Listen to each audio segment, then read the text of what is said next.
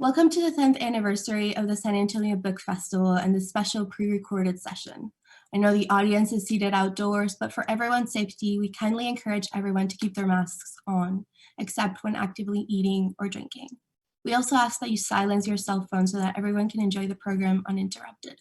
If you wish to support the writers participating in this event, you can purchase Memory Librarian in the Nowhere Bookshop tent across the street.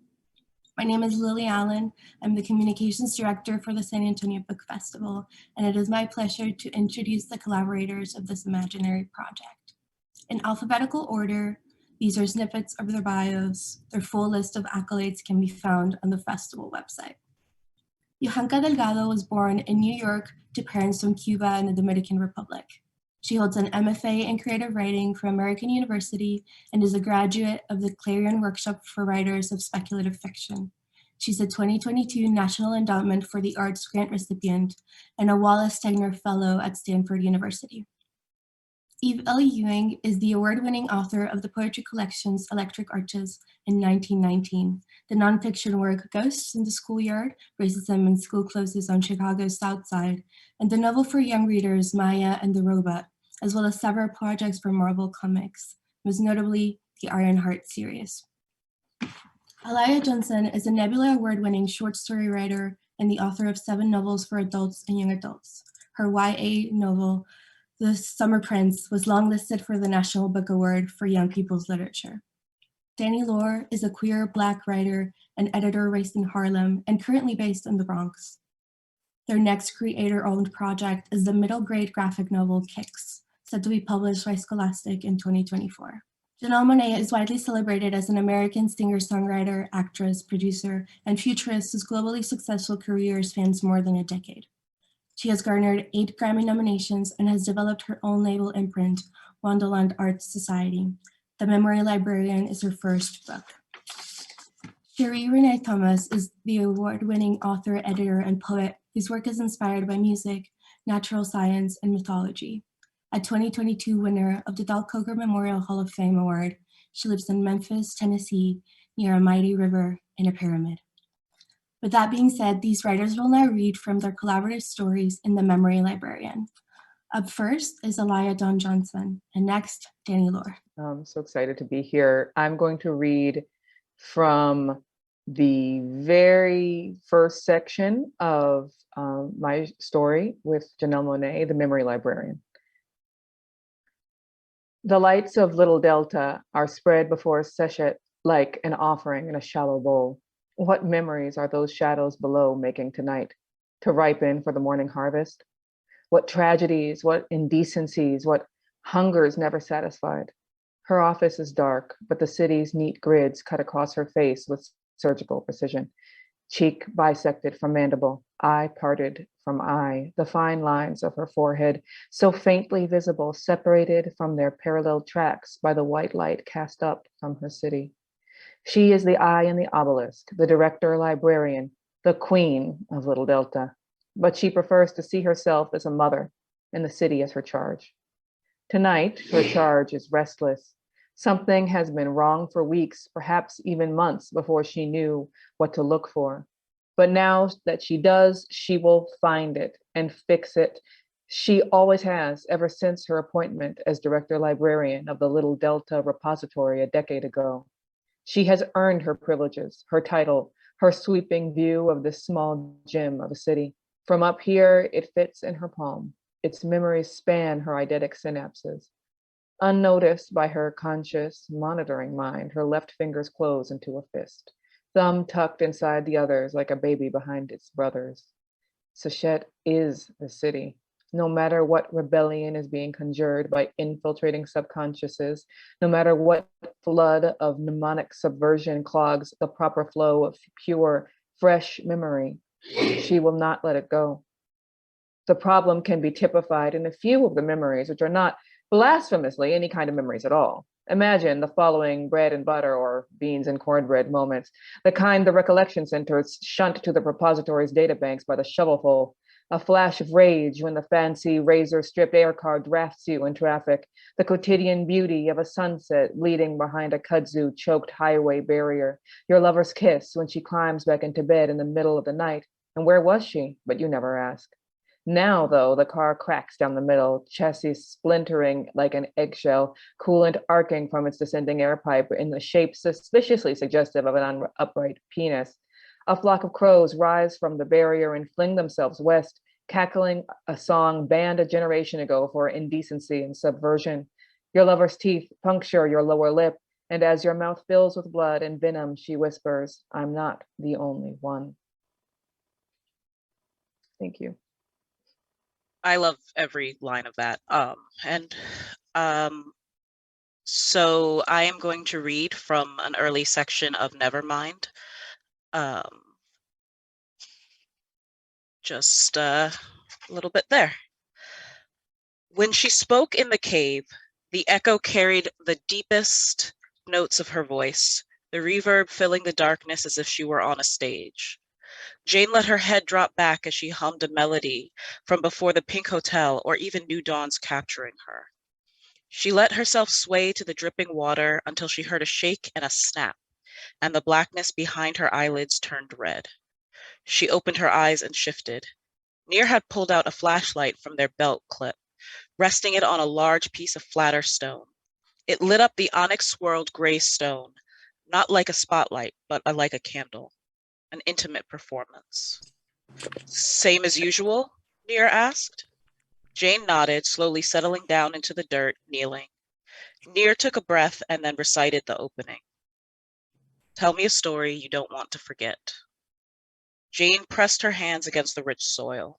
When she had first arrived at the hotel, she'd questioned the way that the cave was used. The rich dirt could have been moved into the sun to grow trees and vegetables. The pushback had been immediate. It was one of the earliest things that the women of the Pink Hotel taught her. This cave was growing things, was being used for growth, because instead of tubers or flowers, memory found purchase here. When I arrived a second time, she spoke, as much to herself as to Near, as much to plant her hands and her heat in the soil and hope to find her roots. I knew the path by the way the sun traveled across the sand, reflected off the shitty car that we'd rewired on the way from. She paused. For a second, it wasn't that she didn't know the name of New Dawn, but rather that the feel of it was too big, too intense to come out as words. New Dawn was at the tip of Jane's tongue like a flame atop a match head. The sterile walls, the way numbered names and faces stood over her as if to comfort, as if to assure her that clean was the only thing she could ever want, desire. Cleanse the dirtiness from her mind, her lips, her tongue, the way her thighs moved, so that then, and only then, she would be something holy. But it was the dirt in between her fingers now that was real, not their lights and dictates, not the dirt they perceived.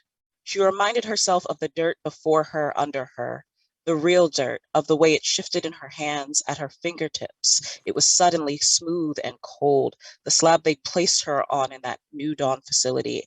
Around her wrists, dirt tightened. The straps that they had held her down with, and she remembered that fighting against these would be fighting against the flow of memory, not New Dawn acolytes. From where, Jane? Near's voice broke through, like it always did. They'd never been at the facility with Jane, which was another reason why Jane had asked Near to help. Near was part of the present. From a New Dawn facility. Which one? Jane was silent. I'm sorry, Near said. I thought maybe you'd know this time. Near just wanted to help, Jane told herself. Wow, thank you so much. I'm so honored to read with these amazing artists. This is an excerpt from the short story Time Box, and I'll just leave it there. She rushed back into the kitchen. Keys, keys, keys. On the counter, Akila called after her. And that's another thing. You never have any time. You need to slow down. Easy for you to say. Raven glanced at her chronoband. It was 9:19. The bus she wanted to catch, the last bus that would get her to work on time, was 4 minutes away from the stop. If she could get her keys quickly, everything else was in a bag by the door, and she could sprint to the stop and just barely make it. Kitchen, counter, no keys. Akila was still talking, but Raven couldn't fully make it out. It was better that she didn't hear. She was crying now and she still couldn't breathe right and everything felt hot and itchy. Her eyes darted around the room as though the keys might appear in some place where they had not been moments prior, as though an answer might appear, or money for a car, or her mother with the breakfast she hadn't eaten. None of these things was forthcoming. But the door to the pantry was open. And inside, Akila had already stored some extra toilet paper, paper towels, and a box of tissues. Raven walked into the pantry, tore open the tissue box, and closed the door. She curled herself into a corner, wedged against the cabinets, and cried. By the time she was done, it almost felt good. Being alone, this little contained space, not having anyone to watch her cry and say anything about it. She wiped her face and blew her nose. Akila had bought the soft brand name tissue, and that was nice. She looked at her chronoband again. 15 minutes had passed. Being on time was done with, but if she could wash her face and get to the bus stop, she wouldn't be that late, and Hillary was unlikely to care anyway. Raven had her class, so she wouldn't be locking up after work. Akila would be home from the bookstore to let her in at night, so she could get by without keys today. Raven took a deep, shivering breath. This could work. She stood, rubbing the small of her back where it had been pressed against the hinge of the cabinet door, and walked purposefully out of the pantry and toward the front door. There are these things we inherit, Akila was saying from the bedroom, and there are ways to move past them. Raven's brow furrowed. She must be on a call. Ranting for 15 minutes into the ether was a lot, even for Akila. Raven stuck her head into the bedroom. I'm out, babe. I couldn't find the keys, so could you let me in tonight? Love you. Akila peered at her from amidst a nest of blankets. She hadn't even moved. Oh, sure. Love you too. Raven reached for her bag. She should call Hillary once she got on the bus just to let her know how late she would be. She'd be cool about it. After all, Raven reasoned, she just moved. Everyone knows moving is the worst. She grabbed her knit hat from the hook on the wall where she left it the night before. This is where keys should go. Raven looked at her chronoband. It read 9:20 a.m. Thanks. Hi, everyone. I'm Yohanka, and I am overwhelmed by the brilliance on the Zoom right now. This is wonderful. Janelle and I worked on Save Changes, and just a quick note by way of context, I'm going to read a surveillance report about one of the protagonists of the story, a dirty computer who was cleansed and then pronounced not just dirty, but defective. Dismissed as a loopy housewife, Diana is a wild card in this story. We have no idea what she's capable of. New Dawn surveillance footage, house arrest. Daily visual transcript readout, 17:30 hours. Facial recognition, confirmed. Inmate, Diana Mello, age 43. She often smiles at the camera, friendly. Wears red lipstick and a neat full skirt dress with pale pink apron. Subject hums to herself, a song not immediately identified in database scan. Nearest to the camera are a sink, a counter, and a stove. Behind the subject, a tidy kitchen table can be seen. Typical behavior patterns noted. The subject is working on household tasks. Today, the subject is carefully transferring boiled oblong items into canning jars filled with blue brine. She seals each jar and holds it up to the camera. For when you visit, she says, in a tone algorithms interpret as pleasant. Her daughters appear behind her and set a bag of groceries on the table. The subject ignores them, confirming repeated observations that she is minimally aware of her surroundings. That the inmate's cleansing has resulted in warped function, confirmed. That the inmate poses no danger to the collective peace, confirmed. End daily check-in. Thank you. Wow, that was wonderful. It's just such a joy to be here today. Hi, I'm Sheree. I'm going to read an excerpt from Time Box Altered. They stood there together, heads bowed as if in prayer, each one lost in their own thoughts. Then Bug grew restless, the disappointment and excitement from the day pulling their spirit in two different directions. Finally, excitement won. And before Ola or Trail could stop Bug, the child had scuttled off once more, like the golden scarab beetle Miss Tanji had gifted them. It now hung over the opening to the altar that Bug had already claimed as their ark. It's like our own ship, Bug said. But it's on land and it don't got no anchor and we not in the water, but that's all right. Like a spaceship that ain't yet reached the stars. We travelers, right, Miss Tanji? Travelers in an ark. Sure enough, child. Arks are for protection. They keep you safe and Bug search for the right words. Sometimes the child could hear and see the thing, like the ark that they built long before the words for it or even the drawing came. It was all inside them, the ideals and the images, the colors and it all flowed. This is protection. Can't no dronies and no authors come here and take none of us, none away, okay? Ola and Joel exchanged a glance. So much was unspoken between them. Some things didn't need to be said. They knew how much Bug took promises to heart. Neither the child's friends wanted to disappoint or harm Bug, so they kept silent. And now the child stood before the ark, so named, so it was. The sunlight making it appear as if their little body eclipsed the opening, as if it were Bug's spirit that stood proudly before them, and not just flesh. Every interesting thing they found that day, all of Bug's best discoveries had been added with love and intention to the art they made together. Standing vigil, Ola and Trail watched as Bug turned with a wave and ducked inside. No one followed at first, as if it was understood that the only thing required now was a witness. Seated, palms down, Bug felt the ground vibrating beneath their fingertips. A sweet, musky, metallic scent, strange musical notes filled the air. Though their little body never moved, Bug felt as if they'd been born up, and then their thoughts spread out into all the things around the ark. Bones became water, skin became tree, blood became air. One moment Bug was there, and then not there. Thank you. Thank you so much, everyone. I'm Sheree, that was beautiful. I want to start by talking really about the process of jumping into the world of New Dawn, which I think is the weight of, our present is so heavy, and the weight of New Dawn is also incredibly heavy, and it's read in every single page of Memory Librarian. This weight of living is so heavy, so how do we write fiction about something like that right now when there's so much going on?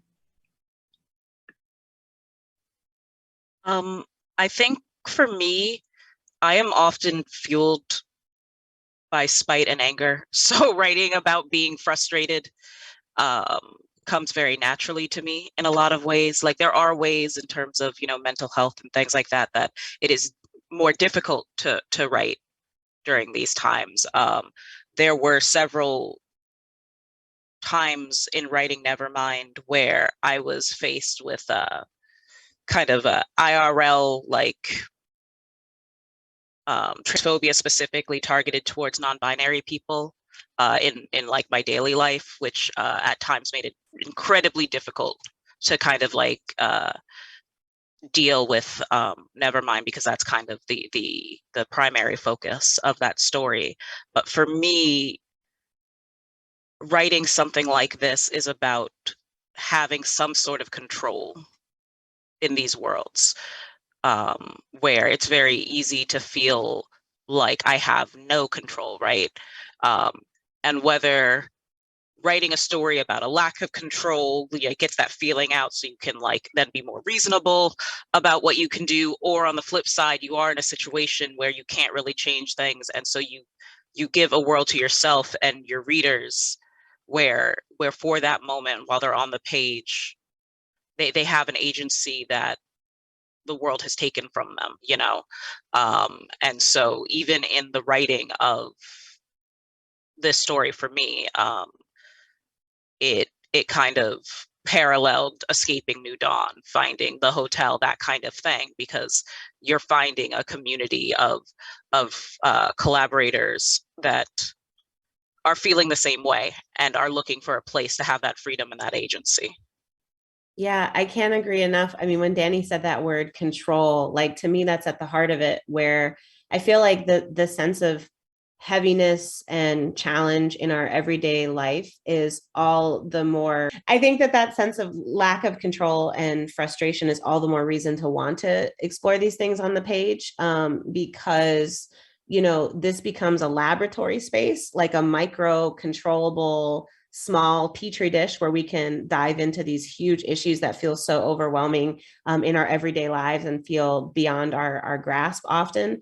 And so in the same way that when you're trying to solve a huge, global medical crisis, for example, part of how you do that is in the lab, right? So I think for me, at least, some of these pages this is like the lab. This is where we can control the environment, control the settings, and just dive in a way that allows us to kind of manage it in this contained setting, that I think tugs us in all the more when the real world is so frustrating. And I really hope that people who read this collection, feel that way, that they feel seen, and that they feel like it provides a small space to kind of work through some of these things that feel so big in real life.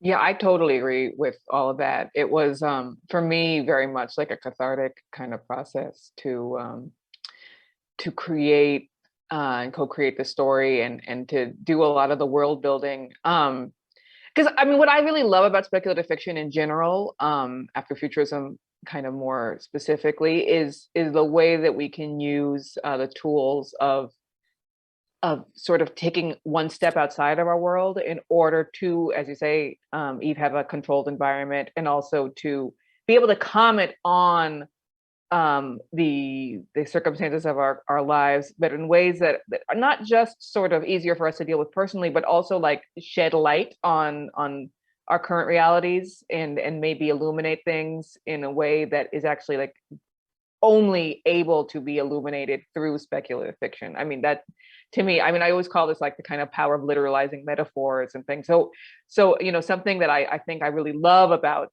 the general concept of the dirty computer world is that, any kind of totalitarian regime is at the end of the day going to be controlling people in large part through the control of their identities. And in order to control someone's identity, you have to be able to control their memories, whether or not we're talking about like personal memories or like kind of more cultural memories, our own identities are erased. And that's actually a huge way that we, in the Black community, we're always talking about how like we're like constantly, we've had our past stolen multiple times. Like our cultural collective memories have been stolen multiple times. And that's part of the reason and part of the way that the white supremacist power structure is able to maintain its control over us. So to me, the fact that, that's literalized in New Dawn, that they can actually like put these devices in your head and actually take your memories out of your head, that to me works really well. It works as like a speculative fiction element, like just technology. And it also works as this device, this metaphorical device that sheds light and makes like much more concrete a lot of the problems that we're facing every day and have faced for centuries. So I mean, for me, the process of writing it was like very specifically kind of empowering, because I was really dealing with that aspect of things. I'm sorry for my kid, and I don't really know what to do. Oh, never apologize. Hi, Janelle. Looking incredibly cozy. Yeah, I think you're muted though. Hi. Hi. How are you guys? Hi. Thank you so much for being here. I know this is the first time that you all collaborators are in like one space together. So I kind of want us to talk about how this book came to be, Janelle. If you want to kind of tell us how you put all of these people together to create this world. Well, I just had a really long shroom experience where, I just said, I want Danny and I want Alaya and I want all these. No.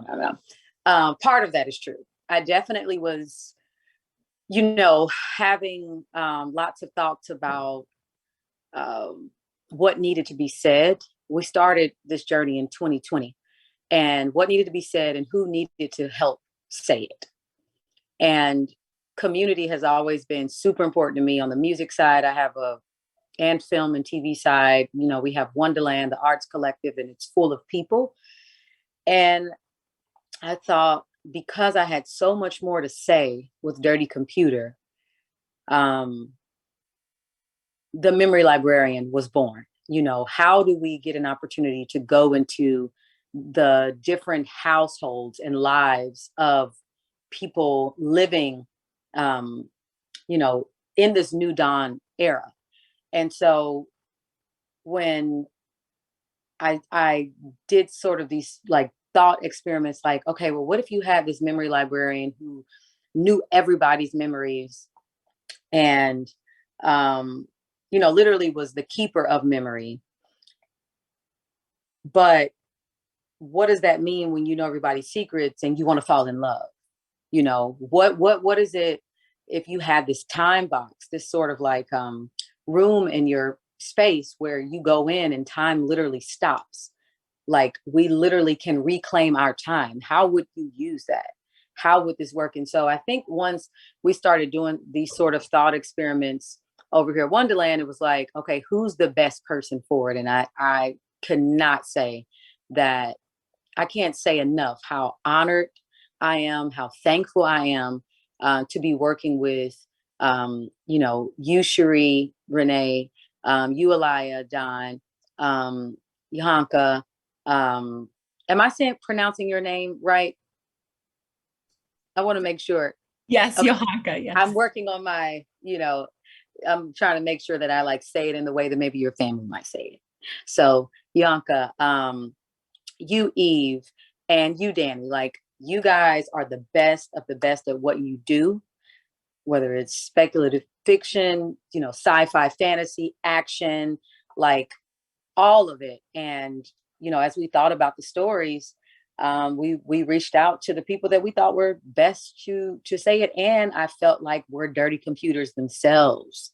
That was important to me, that you guys, you know, were aware of the material, and lived this sort of like experience of what it means to want to protect, you know, your communities, to want to show up for your communities in your work. And you've done that already in your work. And so I don't know, I think I'm rambling on, but I'm just so happy to have us all in one space. When we were, you know, started this in the pandemic, I will be honest, I went through depression, I went through anxiety. This was the time when we were spraying cardboard boxes with Lysol. Nobody knew we still kind of be in this. And I wish that we could have in person gotten together a lot more. But I have to give a big shout out to Kyle Dargan, who is my editor. He was the glue to keep us all together, to make sure we were on schedule. We were having the necessary conversations, necessary like revisions, redrafts, and just like helping us all sharpen our swords to get what I'm so proud of, this book, this collection of short stories. Thank you so much, Janelle. I actually, jumping off of that, I think the stories in this book highlight how like life has to move on, like despite a pandemic, despite, you know, a techno-fascist regime. So I kind of want to ask each of you, and maybe starting with Janelle, because, you know, time constraints, what is in your arsenal to keep going? Like, what are the tools that you keep with you, with community, to survive all of these things? You know, I'll just say a couple things. I think that your community is very important. I can't say that enough. I mean, I think that isolation, having to like literally quarantine sometimes because maybe you caught the virus, or because you don't want to, you know, be around your parents or family members who are compromised, or whatever it may be. Isolation breeds, you know, lots of anxiety, lots of depression. And if you can stick with your community and find your people, like have game nights, do stuff outside of, you know, your work, like have your moments where you just are with your friends and we do this, and this brings me joy, not it brings me money, not that it brings me, you know, another opportunity, but like, or an opportunity to just make memories. Keep trying to make the best memories that you possibly can. Sex, have the sex. I just recently, you know, because I was dealing with a lot of anxiety and stuff, and I don't share this often because it's just new, but, you know, I figured out a way to smoke weed and it like calmed me down. Also, when I feel my body and myself getting a little, you know, bent out of shape, I think that you just have to figure out like what are your things, and take the pause to do that. Take time and space to do that. I think the pandemic one thing has taught us is like shit can get canceled. We don't need to be here doing this in this way. We can rethink the way that we are communicating with each other and do it in a way that works best for us, that feels good for us. I know number one for me is the pandemic lined up with a lot of stuff just being really weird for me. I had only been a year into being like actually medicated for ADHD and anxiety as an adult. COVID led to me suddenly being full-time freelance when I had been in retail for 10 years. You know, like, so it was a lot of big changes, a lot of big anxieties, and a lot less leaving the house than I was used to, a lot less structure. And for me, I was blessed to have some of my like online communities, both, you know, friends. I know for like the first few months, several of us like just made sure every Saturday night we did like a movie night, you know, like hopefully the worst, corniest Disney movie we could find so that we could make fun of like some of those, but also the FIA community. We did FIACon during COVID, and I owe so much to them in particular. But also video games, a lot of video games. I both because a lot of my friends are online and because I am an anxious person, it is very difficult for me to pull away from social media. You know, both because it's where my friends are and also because doom scrolling is a thing. Fortunately, I have a wife who literally sits on my phone if I spend too much time on it, because I don't dare try to grab my phone because I like being alive. But like, you know, video games and knitting and crocheting in particular, you know, those sorts of things that take both my hands and my brain at the same time, right? Because there's a lot of hobbies that don't necessarily take both of those, and so like I try to do too many things, but making sure to give myself time for that in between work, you know, helps me have the energy to do work and to write stories that are about like these kind of weighty topics. Yeah, I just want to co-sign everything that Janelle and Danny just said, and also just add like ancestors, chosen, you know, political kin, biological kin, chosen kin. You know, for me, of the many ancestors who I can invoke, one that I'll just shout out is Ida B. Wells, who I think about a lot. And I think about her a lot for a lot of reasons, but, you know, I just think like there's so little that I can complain about in the face and the legacy of a Black woman who, when she heard that, you know, a Black person had been murdered in the streets in cold blood, her first instinct was to go toward when everyone else would go away, and to be and to do that as a writer, that like her job, she saw her job as to write it down, to tell the story, to document, right, on pain of her life. And that's just one of the many ancestors, known and unknown, who all of us carry with us. And it helps me in my worst moments to kind of like, you know, buck up and handle what I need to handle, because prayerfully I'll never be in that type of situation, right? And that's what they did. And so I just try to carry the energy with me in between lots of crafting, video games, et cetera, you know, but really, really grateful for that. And I do believe that we carry them with us. So actually, Sheree and Yohanca, I want to give you guys space to talk about, you know, the process of jumping into a new dawn, given everything that's happening. Sheree, if you want to go first, please. It was very kind of a what is it, cognitive dissonance, Yeah. you know, going into the creation process for it, because not only were we experiencing like the pandemic, but also I had a lot of rage. I will just say that, a lot of rage, watching what was happening with George Floyd and the, you know, the struggles, the never ending struggle for, you know, basic human dignity and kindness, to be leading in the world, to be that light. And watching how the pandemic was addressed or not addressed at the time, and how there was a desire, once it became known that certain parts of the demographic would be the most harmed by the coronavirus pandemic, suddenly there was a need to immediately get back into the economy. I'm just speaking for in the United States. And so watching that play out, in our, highest leadership halls in the country, in the Capitol, and watching it play out in my state. I was in a red state. I was in Tennessee. I'm in New York right now, but I was in Tennessee at the time. Very heartbreaking, So it's interesting that you brings up I.W. Wells. Memphis was one of her first homes after Holly Springs, and where she, began her work as a journalist, speaking truth to power. And I live only like 2 blocks away from Beale Street, from where she was.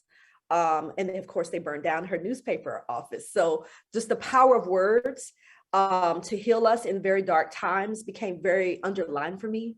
And so I dove into my art. For one, writing became a place where I could imagine spaces outside of that rage, spaces outside of that frustration and that powerlessness. And so creating in the world that Janelle has imagined for us, the dirty world computer was just an imaginative playground. It was a wonderful place to open up and just to think, okay, I feel like we're living in this authoritarian society right now. What will be in the future? What would they imagine outside of that? And for children, as a parent of a trans child, my eldest is trans, I wanted to imagine a future where you didn't have to come out. You didn't have to come out because you're already who you're supposed to be. So even in this commune that's on the outskirts of the more affluent parts of the society, there is a community where people are raising their children in a completely different way. And that they are affirming them very early in life so they can be who they need to be. And I was thinking, if we could just skip ahead of that process, why spend 13, 14, 20 something, 30 years trying to get to who you are? What if that's affirmed early in your life? Then look how much power that there is in the community. Look how much more they can create. So imagine that for Bug and the other children was very important to me. So that became a part of that, that creative process. I also laughed a lot. I watched a lot of silly movies, watched a lot of horror movies, which allows you to, deal with anxieties in a safe space, right? And help save some bookstores, I hope. We saved some bookstores during that time period because we were ordering books left and right. Anything you can think of. I mean, they were coming in. So, bless USPS and our and all of our other workers who helped make sure that we were connected to that art, even when we couldn't go into the stores. So that was a big part of that process. Yeah. I don't think I'm alone in saying that it was a very sad time during the pandemic, and this opportunity to step in and completely immerse myself into the world of Dirty Computer was so cathartic and freeing and joyful. Because I was watching, my family's from New York, and I was watching New York go through this New York was hit the hardest first, and my parents were, the stories I was hearing about things were happening in people were getting sick and dying in my building in New York. And it was so joyful to be able to imagine a whole world, a whole network of resistance and joy and art in the city as this stuff was happening. I'm emotional thinking about it because I'm so proud of this project and all the work that we've all done, and so grateful that it came at a time when it felt really healing for me to reimagine my own city in this really really wonderful way, because I think what we've all seen, the power of words, as we were saying, but also the power of imagination. There's no way to rewrite the future without all our best minds and all our best efforts to really think about what a better future looks like. And so I was so grateful to have an opportunity to really immerse myself in that kind of thinking for a while. Yeah, I think we went through a lot of collective trauma. Some of us more than others, and there hasn't been much it's hard to reconcile. There hasn't been much collective mourning. It's just been very quiet. Like we each have to go through all of these processes on our own and figure out what this all means for us. But I want to ask a silly question to maybe bring us all together. What are like the characteristics of a dirty computer that you see in yourself? Like what makes you a dirty computer? Well, I'll start it off. You know, I think that it's important to just, when dirty computer, the concept came about, it came from a dream. And I had a nightmare. It was so interesting. So interesting. It was in the middle, like I knew that I was supposed to make this album about like me, you know, embracing my queerness, embracing the intersectionality, like my Blackness, like, you know, growing up to working class parents and just like letting it all hang and being in love and like what that meant. I knew that I was supposed to make this album, the album that I made in 2018, like a long time ago. But I had this nightmare that I went to a movie theater, went to go get my popcorn to sit down, and people were running out of the theater. And one of the ushers was like, come with me, come with me. And I was like, why? And they were like, oh, they're stealing people. They're taking people. And I was like, whatever, leave me alone. And I went and I sat down in the seat and I was kidnapped. And my memories were like being erased. Like there was this thing on my head. And that was the only thing I could remember. I woke up, I got my voice recorder on my phone, and I just like wrote down said out loud what I could remember. And I just had this urgency. I was like, I'm supposed to say something about erasure. I'm supposed to say something about,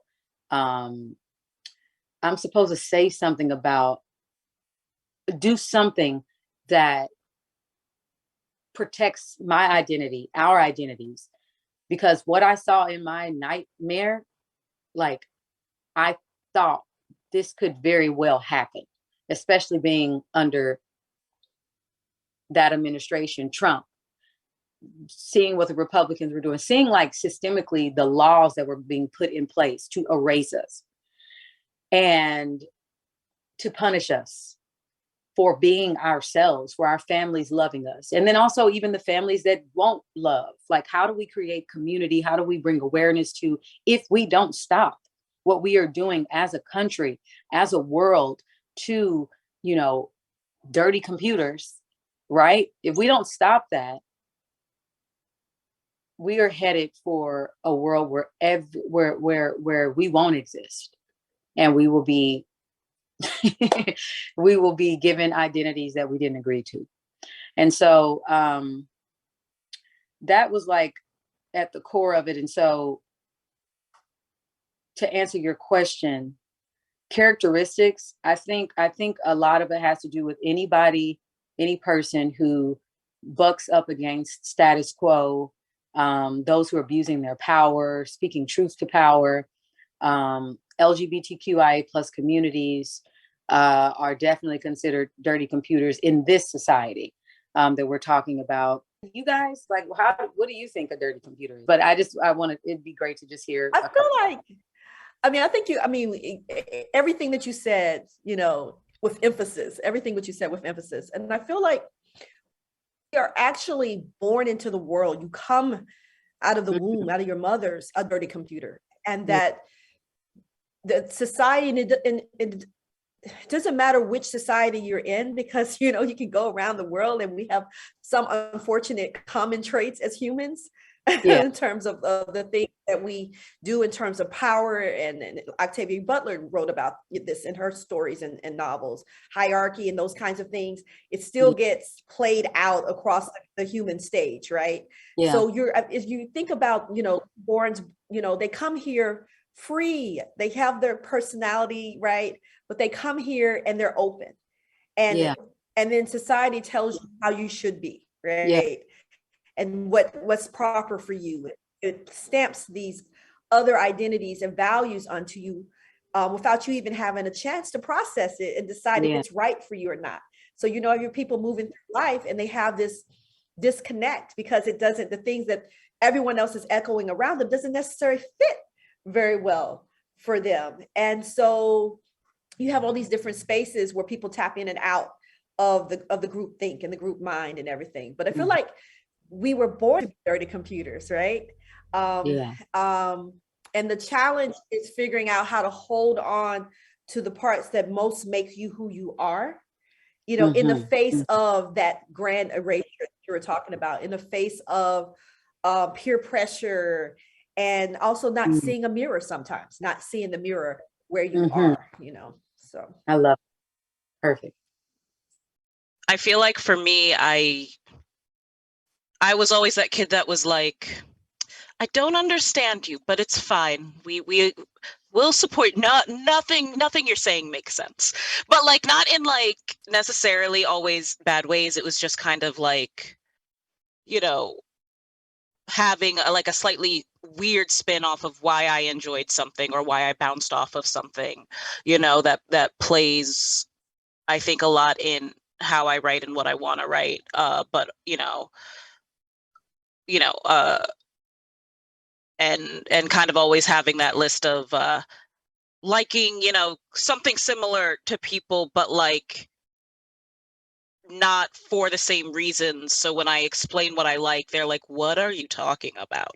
And I think that even more so than like all those like little oddities, the part of me that is most a dirty computer is when I decided to kind of say screw it and embrace that stuff, because I spent a lot of time trying to figure out why I was slightly like, you know, off in that way or slightly weird compared to like my peers. And then eventually I had to care less. I can't say I've reached the point where I've stopped caring, but I care a lot less.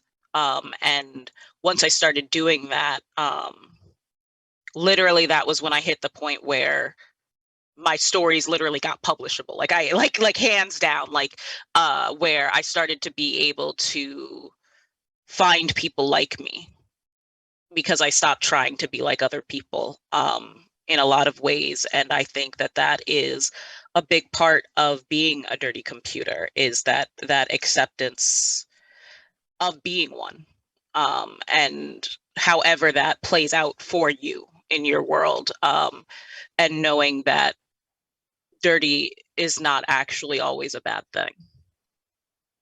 I love this. I wish I could stay on longer. I have to go into more press about the Memory Librarian. But I love you guys so much. Again, I cannot say enough how this project would not be as special if it had not had you guys' touch on it, your words, your thoughts, your just everything. And this is a beautiful time to exist and be alive. And these stories are hopeful. Yes, we talk about, you know, New Dawn. We talk about, it feels super meta, but there is so much hope in this, so much just great storytelling too. Like, not just because, you know, it like the stories are really, really, really wonderful stories. And so much so when I'm talking to journalists, they're like, so is this going to be a TV or film? Because I can see this story being this. And I'm like, listen, it has all that potential. It's that good. And I'm so proud to stand with you guys. And I look forward to seeing you guys on the road, on tour. And thank you so much, our gracious host, for having us at this book fest. We appreciate you. And you guys take care. Have a wonderful, wonderful rest of your day. Thank you, Janelle. Thank you so, so much for being here. It's meant the world to see you guys and talk to you guys. Thank you so much. Bye. Thank you so much for having us. Yay, break a leg, everyone. Yay. Bye. Bye.